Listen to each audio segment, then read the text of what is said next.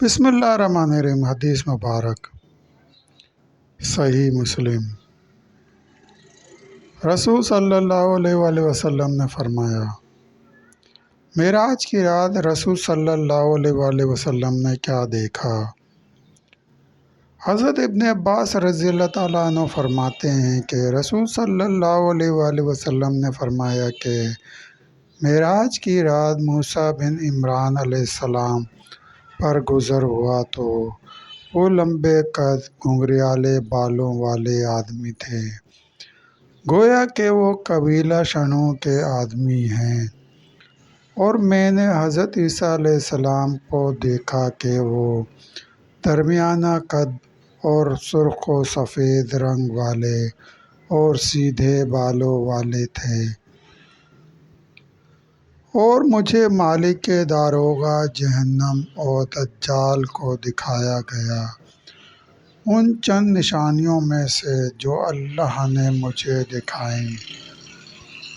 آپ صلی اللہ علیہ وآلہ وسلم کی ملاقات موسیٰ علیہ السلام اور عیسیٰ علیہ السلام سے ہوئی تو اس میں شک نہ کر۔ حضرت قتادہ رضی اللہ تعالیٰ عنہ اس کی تفسیر میں فرمایا کرتے تھے کہ نبی صلی اللہ علیہ وآلہ وسلم سے حضرت موسیٰ علیہ السلام سے بلا شک و شبہ ملاقات ہوئی۔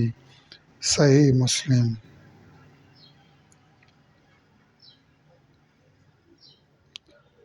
کون سی وادی ہے؟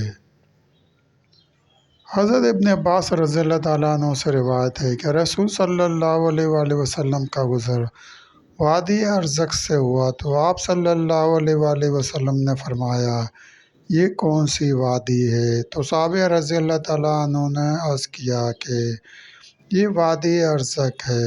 آپ صلی اللہ علیہ وآلہ وسلم نے فرمایا کہ گویا کہ میں حضرت موسیٰ علیہ السلام کو چوٹی سے اترتا ہوا اور بلند آواز سے لبیک کہتا ہوا دیکھ رہا ہوں۔